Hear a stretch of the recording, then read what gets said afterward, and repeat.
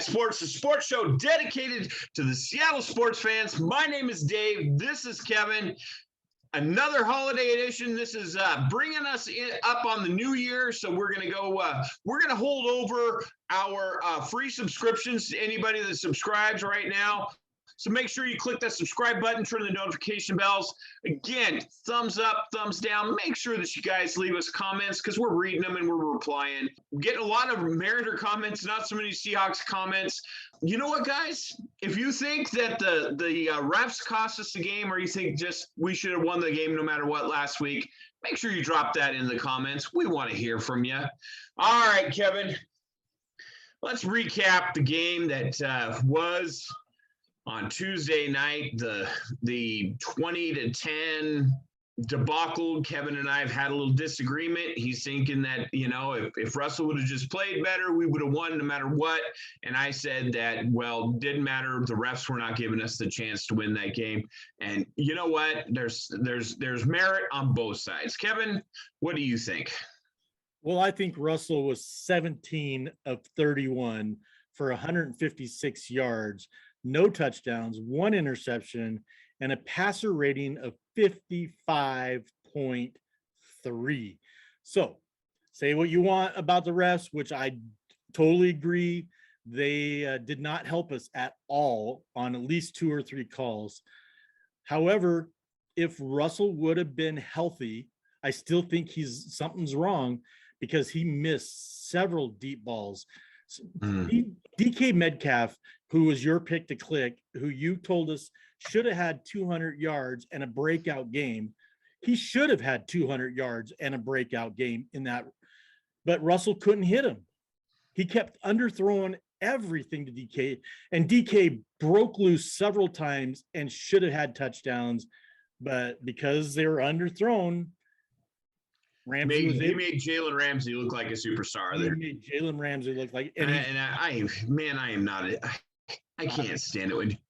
I'm telling you another you. thing that kills me in that game. I don't know if you noticed it again, but LJ Collier, whenever he does anything good, man, he makes sure that the popcorn man knows it. The guy that's serving water knows it. Man, get thumbs up. He is a self-promoting son of a gun. I tell you that much right here, right now. So, Kevin, your pick to click last week was none other than Gerald Everett, who had 4 receptions, 60 yards, looked pretty good, but I don't know what happened. They quit throwing them to him. So, well, let's just go back to DJ Dallas. I mean, that was kind of one of your picks. You wanted to pick between DK and DJ. You talked me out of him. I talked you out of DJ just because I didn't think he was going to get the ball that much. But come on, when the guy is on fire, why are you taking him out of the game? Yeah, stick with the hot hand. Gerald Everett is catching everything and getting 3 to 5 yards every catch. Yep. Keep throwing him the ball. That is the one thing that I'm frustrated with this offense is that we don't get somebody on a roll and then stick with them. Nope. I mean, look at Deebo Samuel down in San Francisco. I mean, they ride Deebo Samuel like a mule. Yep. They literally ride him like a mule, and he does nothing except continue to produce for them. So, you know, look, none other than my opinion, the MVP of the NFL this year, won Cooper Kupp, man. I mean, how that guy has the most targets of anybody, period. And they just keep throwing him the ball, keep throwing him the ball, keep throwing him the ball. Why are we not doing something like that? I don't get it. I think that they're trying to get we're going to spread the ball and get fancy and you know, I don't know. I can't get in the mind of Shane and Russell. Something there is, I don't know. I can't. Anyway, Kevin. And hats off to Carlos Dunlap, who got the hat trick, man. Absolutely. What a monster game by Carlos. So hats off to Carlos. Can I have my pick to click for him about 5 or 6 weeks ago? Mm-hmm. I can. You'll let me have that. No. I had Bobby Wagner, who did not have as good a game as I thought he was going to have, and Kevin, how about Ryan Neal for you? Yeah, Ryan Neal didn't do very well either. So, well, this week's going to be a lot better. A lot. Our pick to clicks are gonna come through, is what you're saying? That's what I'm saying. All right, so folks, we're gonna wrap it up, put it in the rearview mirror. Never speak of the Los Angeles Rams game ever again. Just no, didn't happen. Our hockey league. The 2021 season at Hockley. Our 2021 season is fading quickly in my memory. I don't know. There's a new Macklemore song. If you haven't heard it, you might want to check it out. It's all about next year. So just saying, the new Macklemore is pretty fitting right now. Yes. All right, Kevin, so let's move to, we got Chi-Town, the Bears coming in on Sunday. The Bears. Kevin, what do you expect? You're a little afraid of Nick Foles. Kevin is terrified, trembling, shaking in his boots, knowing that Nick Foles is coming to town and he's bringing the Bears with him. All I was saying is during our pre-conference talk on this podcast is I was just stating the fact that these backup quarterbacks that are kind of has-beens or never was, they keep beating the Seahawks this year. So I just mentioned, great, here we go. We got another backup that shouldn't be playing against us, and watch what happens. That's all I'm saying. I'm not afraid of Nick Foles. I think the Seahawks are going to win this game, but you never know. The way they're playing this year, the way Russ is throwing this year, you never know. Well, give us your X factors then, Kevin. Who's your offensive X factor? Well, I'm going with a running back. And the reason why is because the Bears have the number 23 run defense in the league. Mm-hmm. They're allowing almost 121 yards a game. So I'm going to go with the one Rashad Penny, excuse me. He had a great game.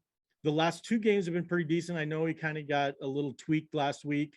So, but I think he's going to have another really good game to maybe make it more of a challenge to get rid of him next year. So I don't know. All right, Kevin, my offensive pick to click this week is going to be none other than number 16, Tyler Lockett.